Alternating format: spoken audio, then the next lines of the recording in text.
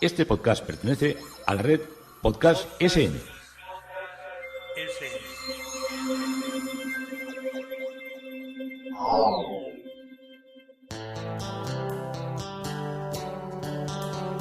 Historia con sentido. Un podcast realizado y presentado por Juan Carlos González.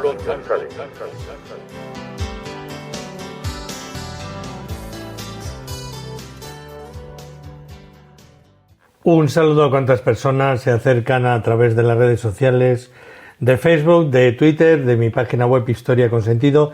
Yo soy Juan Carlos González y un día más encantado de acercaros una parte de la historia.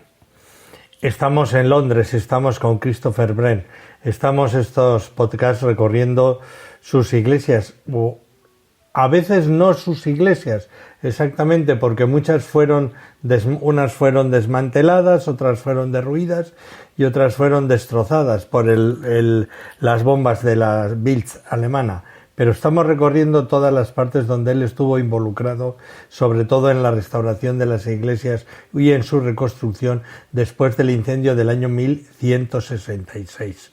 Hoy arrancaremos en Santa Ana del Soho, el Soho, ese lugar tan emblemático de la ciudad de Londres. Pero vamos a volver a sentarnos en aquellas gradas de lo que fue el gran centro de concentraciones de los nazis en Nuremberg, con mi amigo Aldapa, que ya está siendo también amigo vuestro por las historias que cuento de él, y donde se unían y se fusionaban pues los esfuerzos de cuando él llega allí como el último de los emigrantes que habían llegado a la ciudad a trabajar en la fábrica de camiones MAN, y de todo lo que era todavía el resto de toda esa vorágine que había sido la ciudad de Nuremberg después de terminar la Segunda Guerra Mundial. Él llegó hacia el 55-60, habían pasado escasos 10-15 años y todavía la ciudad contaba de que estaba muy destruida y que estaba muy machacada. Y como él trabajó en la MAN, y ya os empecé a hablar de los camiones MAN el otro día, de lo que me gustan a mí, la simbología, los simbolitos que aparecen en los radiadores de los coches y de los camiones. Hablamos en otros podcasts del de Pegaso, el caballo alado, y aquí de ese león tan potente, tan fuerte que tenía la marca MAN. Pues voy a retomar lo que me estaba contando, complementado y enriquecido para que lo entendamos más. El 21 de junio de 1915 se inscribió una nueva empresa en lo que era el registro de la ciudad de Nuremberg, que respondía a la marca MAN. La marca MAN era la M de máquinas, de máquinas y mecanizaciones, A de Augsburgo y N de Nuremberg. La empresa se creó con ese nombre de Augsburgo-Nuremberg. La A y la N eran las dos de las ciudades que no están a excesiva distancia, andan ya entre la Franconia y Baviera. Y eso se hizo con una fusión con el fabricante suizo de vehículos de servicio Saurer. Y al cabo de poco tiempo ya empezaron a hacer un primer camión de 3 toneladas, camiones pequeñitos. O sea, comparado con lo que vemos en las carreteras, eran casi como cochecitos. Y era una fábrica que tenían en Lindau am Bodensee. Bodensee es uno de los lagos preciosos, estas imágenes, el Bodensee y el Ammersee, estos lagos que están encima del gran lago Constanza, que vas allí, estás viendo el reflejo de todos los Alpes suizos. Son unas cosas impresionantes de belleza. Allí sí que te puedes poner la música del Anillo de los Nibelungos y de todas estas obras de tanta seducción para cierto personaje funesto. Bueno, pues en esta planta, en el año 1916, se trasladó la fábrica MAN en Nuremberg y se separaron en el 18 de la empresa Sauer, ya se llamaron directamente MAN. En 1924 hicieron un primer camión con un motor de diésel de inyección directa que ya se asentaron lo que eran las bases para el éxito del motor diésel para camiones. En comparación, para que nos hagamos una idea, en comparación con los motores de gasolina habituales en aquella época, suponía un ahorro del 75% de los costes operativos. Ya entonces el ahorro y lo que era la eficacia eran pues los objetivos que tenía que tener una empresa, como indudablemente lo es ahora. En 1928 fabricó el primer camión de 3 ejes, el cual se convirtió en el precursor de todos los camiones de carga pesada fabricados posteriormente por la empresa. Y en el año 1932 ya hicieron un camión, un motor diésel que tenía 140 caballos de vapor. Para nosotros 140 caballos de vapor en un coche es algo potente, pero claro, los camiones actuales tienen infinitamente más caballos de vapor de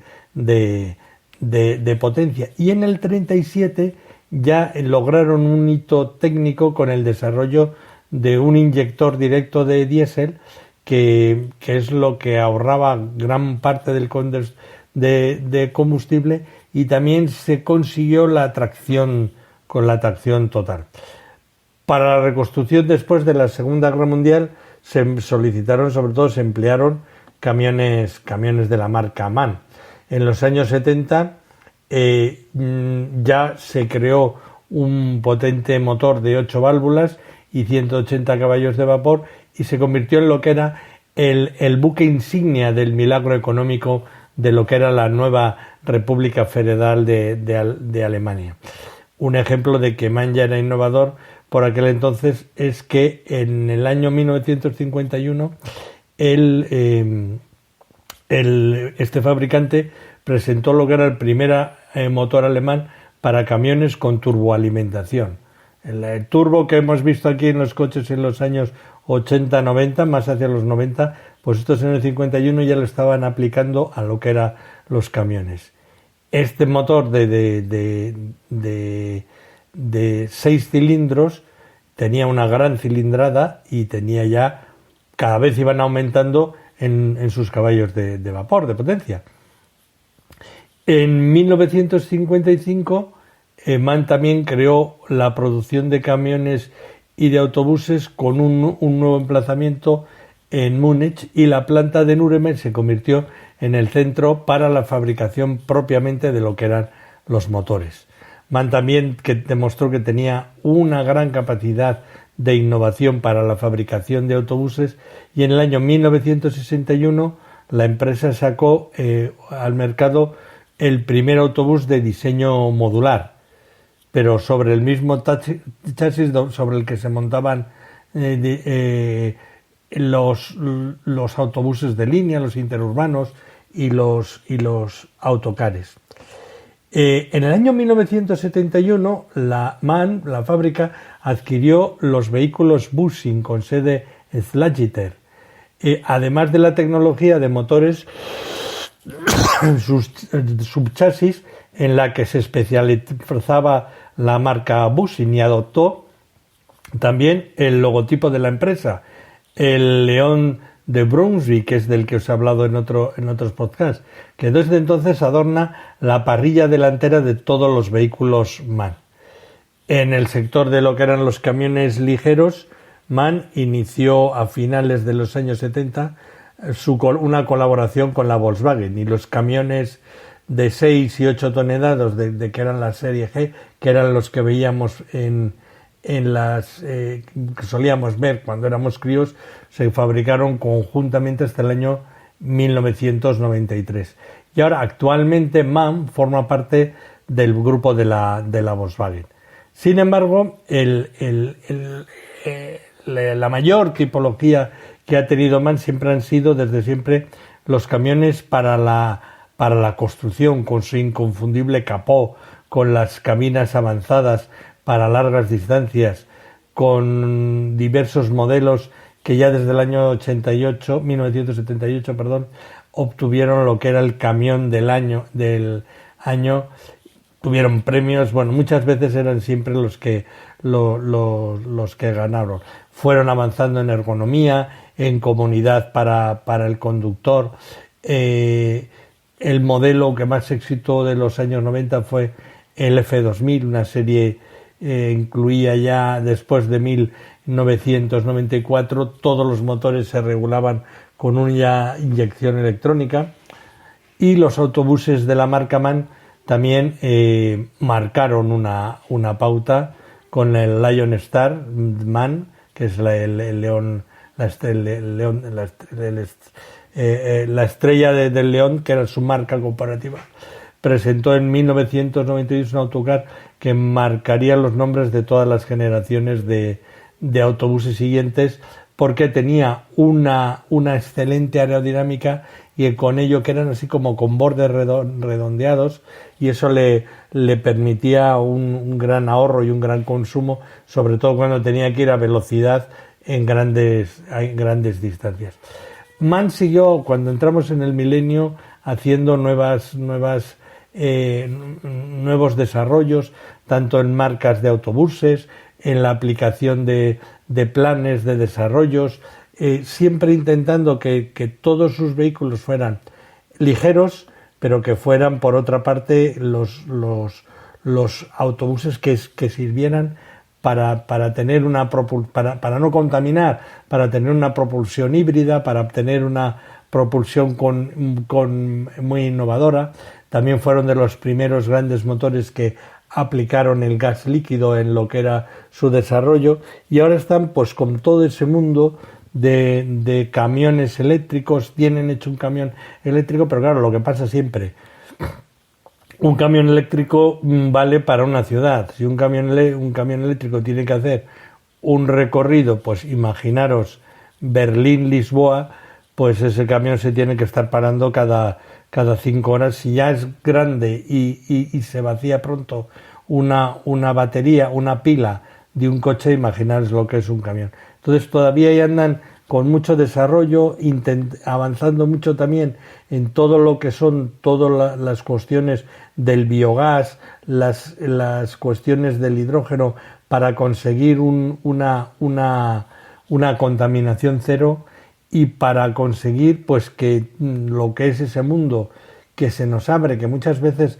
no sabemos ni cómo va a ser, porque nos están diciendo vamos a quitar los coches de combustión fósil, sí, pero los coches de combustión fósil en 10 años ya van a poder ser sustituidos todos, ya va a haber capacidad de producción de pilas y de enganches, no lo sé, se abre ahí un mundo que, bueno, siempre el futuro nos sorprende, pero también muchas veces vemos que se plantean muchas cosas y que hay que echar marcha atrás. En el 2015, la marca de camiones MAN, sobre todo, la productora MAN, celebró sus 250 años de historia, y curiosamente todavía pues seguimos viendo en las carreteras camiones MAN cuando estamos haciendo nuestros recorridos. Y en recorrido nos volvemos a Londres, a la iglesia de Santa Ana del Soho. La parroquia de Santa Ana del Soho fue dedicada a Santa Ana Compton, porque había sido tutora de la princesa Ana antes de convertirse en reina. Y la construcción comenzó en 1677 en una parcela de lo que entonces era el campo del Soho Fields, con William Tellman y Christopher Wren como arquitectos. La iglesia fue diseñada como una iglesia basilical de 24 metros de largo y de 20 metros de ancho, con una torre de 21 metros de altura del extremo oeste. En 1699 se fundó una escuela parroquial donde estuvieron para niños, y en 1704 para niñas, y la iglesia siempre contó con un gran fervor musical de creadores, de músicos y de personas preocupadas por la enseñanza. La torre, sin embargo, se volvió, en ese avance de siglos, se volvió inestable en 1800, y después de decenas de reuniones del comité de la reconstrucción de torres, pues no se decidieron por hacer ninguna cosa, y ya al final fue todo totalmente la torre recha. El coro y la producción musical de la iglesia, como os digo, fue famoso desde su consagración. Aquí es donde se escuchó por primera vez en una primera actuación la Pasión según San Juan de Bach y varias obras de altísimo valor musical. Para que os hagáis una idea, era tan importante en su actividad musical que el primer servicio con música que se transmitió en radio por la BBC se realizó en esta iglesia de Santa Ana en el año 1920. Toda la iglesia quedó destruida el 24 de septiembre de 1940 durante el Blitz, aparte de la torre, que quedó abandonada, y la torre fue utilizada durante capilla durante un tiempo en la década de 1950. Fue parcialmente restaurada en el año 1979 por la Sociedad Soho y completamente restaurada en la reconstrucción de toda la iglesia en el 90 y 91. Esa reconstrucción había sido el resultado de la política del Consejo del Condado de Londres de mantener el Soho como una zona residencial, y que fue facilitada por un nuevo acto privado del Parlamento en 1965 que permitió que el sitio fuera despejado y comenzara en serio con una piedra colocada por la princesa Ana el 12 de marzo de 1990, puesto que ella llevaba el mismo nombre que la titular de la iglesia.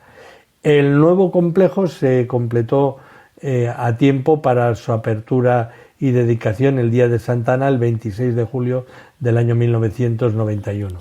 La nueva iglesia y su complejo asociado no es per sí una reconstrucción de lo antiguo, pero se puede observar el paso de un espacio grande a uno que es más pequeño, y se encuentra dentro de lo que es un centro comunitario, y a la vez es un foco cultural que recuerda el dolor en el atentado que hubo ahí del Papa Menalduca en el año 1999. A pesar de la falta de un edificio en ese momento, entre 1941 y 1958 se siguió con todo lo que era la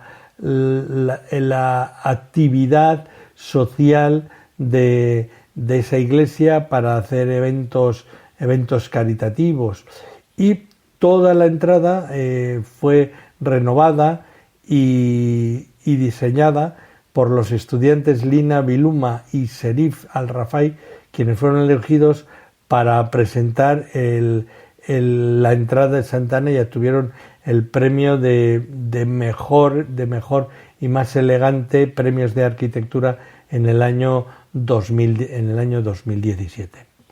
Seguimos avanzando entre las iglesias de Christopher Wren y nos vamos ahora a San Clemente el Danés. Estaba fuera de lo que era la zona de las Cortes Reales de Justicia, en lo que es el Strand, la calle Strand, que ahí nos hemos alojado Salvi y yo muchas veces, y es un sitio magnífico. Y aunque la primera iglesia del sitio estaba fundada en el siglo IX por los daneses, el edificio actual fue completado en el año 1682 por Sir Christopher Wren. El edificio de Wren fue también destrozado por el Blitz y no fue restaurado hasta 1958, cuando se adaptó a su función actual, que es la iglesia central de las Fuerzas Aéreas. Se nota que lo tienen, porque esto está cuidado. La iglesia a veces se afirma que es la que aparece en la rima infantil Naranjas y Limones, y esa melodía es la que de hecho tocan las campanas. Sí, sin embargo, San Clement Esteve, en la ciudad de Londres, también afirma ser la iglesia que tiene esa rima. Y San Clemente el danés, vamos a denominarla así, es conocida como una de las dos iglesias insulares, la otra es Santa María Lestrán. Hay varias teorías posibles sobre la conexión entre los daneses y los orígenes de la iglesia. Una teoría popular es que en el siglo XI los daneses colonizaron el pueblo de Aldwych, en el río en la ciudad de Londres y el futuro sitio de Westminster. Esto fue en un momento en que la mitad de Inglaterra era danesa y Londres estaba en la línea divisoria entre lo que eran los anglos, los ingleses y los daneses. Los daneses fundaron una iglesia en Aldwych, de ahí la parte final de su nombre, que en latín era conocida como Ecclesia Clemens Danorum, la iglesia de San Clemente de los daneses. Y alternativamente, después de que Alfredo el Grande hubiera expulsado a los daneses de la ciudad de Londres y les había exigido que aceptaran el cristianismo, Alfred estipuló la construcción, Alfred, que es Alfredo indudablemente, estipuló la construcción de la iglesia para su evangelización. En cualquier caso, siendo un pueblo marinero, los daneses nombraron a la iglesia que construyeron en honor a San Clemente, patrón para ellos de los marinos. Otras ideas posibles son que en el siglo XI Siward, conde de Northumbria, mató al danés Tosti, conde de Huntingdon, y sus hombres, los fallecidos, fueron enterrados en un campo cerca de Londres y una iglesia conmemorativa fue construida posteriormente para honrar la memoria de los daneses.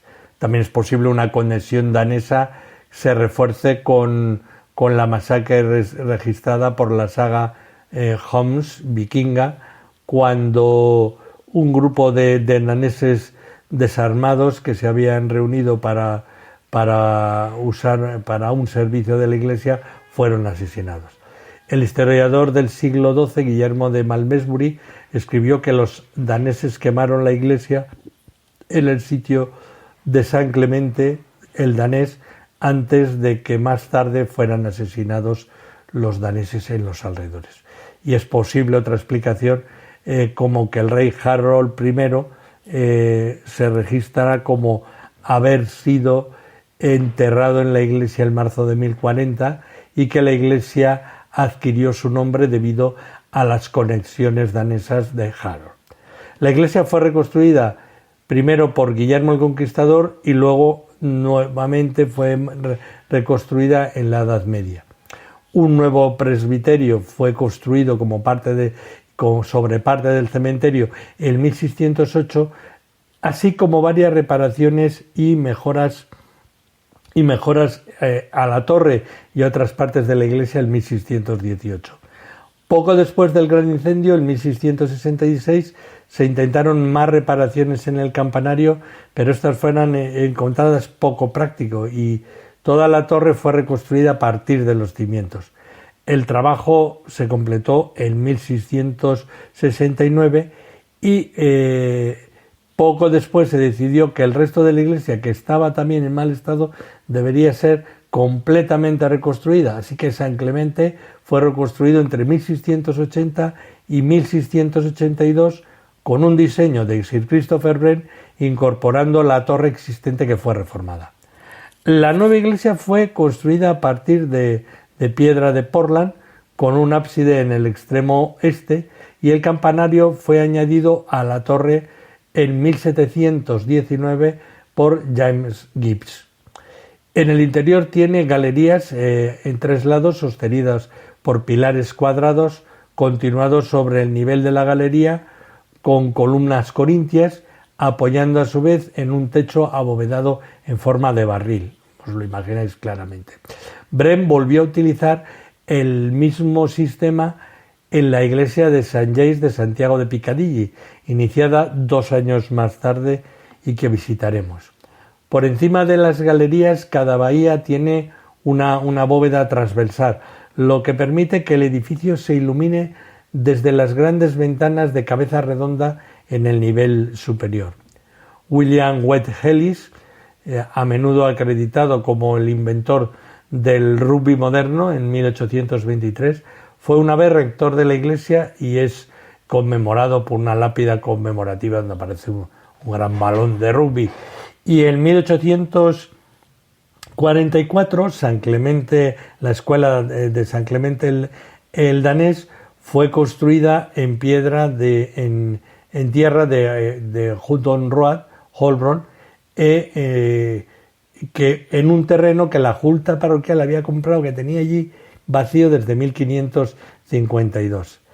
Se inauguró en 1862 y permaneció hasta 1928. La iglesia fue casi destruida por las bombas alemanas durante el Blitz de Londres del 10 de mayo del año 1941 y las paredes exteriores, la torre y el campanario de Gibbs sobrevivieron a lo que era el bombardeo, pero el interior fue destruido por el fuego. Como resultado del incendio, las 10 campanas de la iglesia cayeron al suelo, fueron almacenadas y luego refundidas para después de la guerra. Se convirtió, como os he dicho al principio, en la iglesia central de las Fuerzas Aéreas Inglesas, que es un colectivo que tiene mucho prestigio y mucho peso en la sociedad londinense. Hubo un llamamiento para recaudar fondos por parte de la Real Fuerza Aérea y la iglesia fue completamente restaurada bajo la supervisión de St. Lloyd. Fue vuelta a consagrar el 19 de octubre de 1958 como iglesia castrense, iglesia central de este cuerpo del ejército. Y los servicios se llevan a cabo regularmente para conmemorar las ocasiones prominentes de la RAF y sus organizaciones asociadas, bodas de ellos, todo este tipo de cosas. San Clemente se conmemora cada abril en San Clemente el danés, con una moderna costumbre, con un revival musical ahí clementino muy típico. Y el reverendo William Pinchington Bickford inició el servicio en 1919 para celebrar la restauración de las famosas campanas y del carillón, que se había sido alterado para sonar esa rima infantil de naranjas y limones, y haciendo un servicio especial para los niños que siempre termina con la distribución de naranjas y limones a los niños y niñas que van allí. Anteriormente William Bickford había sido rector y él ya se dedicó a una profunda actividad de beneficencia. Y el 2008 la iglesia fue uno de los lugares donde la gente se reunió como parte del Día de Oración de las Fuerzas Armadas en el centenario de la fundación de la RAF, donde se celebraron en concreto los actos más importantes en San Clemente el danés. Hay características en todo y fuera dentro y todo lo que es el edificio y fuera que conmemoran las personas y unidades de la RAF. Hay estatuas de Arthur Harris, de Hugh Darwin, que son pues estos que dirigieron el famoso Harris, es el bombardero Harris, el que, bueno, pues son memorias que ellos al final pues están celebrando de una persona que dijo: si los alemanes nos bombardean, nosotros una taza de té no, nosotros la tetera entera, ¿no? ¿Me entendéis? La erección como os digo, de la estatua de Harris fue muy controvertida debido a la responsabilidad para el bombardeo de Dresde y otras campañas de bombardeo contra ciudades alemanas. Pero a pesar de las protestas de Alemania, que incluyen a los alcaldes de Dresde y de Hamburgo, así como algunos de Gran Bretaña, el bombardero Harry Truss, una organización de veteranos de la RAF, erigió una estatua de él fuera de la iglesia en 1992, que fue inaugurada por la reina Isabel, y la reina madre parecía sorprendida cuando fue burla por los manifestantes, porque dice, el rótulo de la estatua dice: la nación les debe a todos una inmensa deuda. Se sonreía de ver ese letrero. También, aparte de las cosas que le dirían los manifestantes, que en ingleses a veces son muy duros.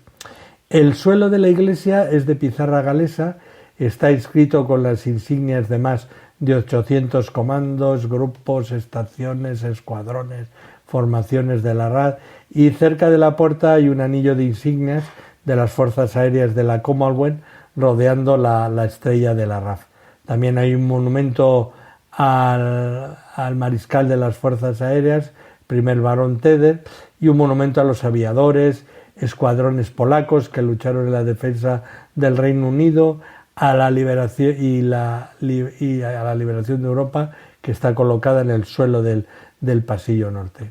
Libros de recuerdos que enumeran los nombres de todo el personal de la RAF que han muerto en servicio, así como de los aviadores estadounidenses cuando estaban en el Reino Unido, que murieron durante la Segunda Guerra Mundial, y cerca del altar hay placas que conmemoran los nombres de la RAF, del Royal Flying Corps, de la Royal Naval Air Service y de personal de la Commonwealth galardonado con la Cruz de la Victoria y con la Cruz de San Jorge. En las galerías cuelgan los estandartes de la reina de los escuadrones activos de la RAF, que según los viejos ya han sido retirados y están puestos los más modernos, porque varios de escuadrones ya están ahora disueltos, y los púlpitos, los bancos y las sillerías del cuerpo de la iglesia han sido presentados por varias personas, incluidos jefes del Estado Mayor, y el escudo de armas de Lord Trenchard se muestra sobre la entrada principal en el extremo oeste de la iglesia. El atril es regalo de la Fuerza Aérea Australiana, hay regalos del Cuerpo de Entrenamiento Aéreo, hay un altar de lo que fue la Embajada Holandesa, la pila bautismal es regalo de la Fuerza Aérea Noruega, el cirio pascual por la Fuerza Aérea Belga, el órgano que en los primeros registros era de 1690, pues fue instalado, vamos, que es una iglesia, hablando y malo y pronto, a todo trapo. En la iglesia hubo una escuela primaria y una escuela secundaria. La escuela primaria ahora ya está en el exterior, y decir que siempre ha sido una iglesia que ha tenido mucho prestigio dentro de lo que son los templos, sobre todo por tener un sponsor y un cuidador, por decirlo de alguna manera, tan importante como son las fuerzas aéreas militares británicas, la RAF, la Royal Air Force. Y hasta aquí nos ha traído este recorrido que hemos empezado en Santa Ana, en el Soho. Juan Carlos González, Historia con Sentido, en Londres, con Christopher Wren.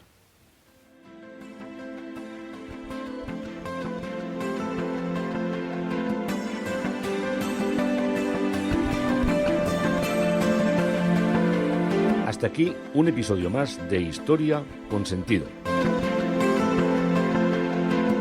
El podcast que te habla de historias de la historia, sucesos, eventos, como si el ayer fuera hoy.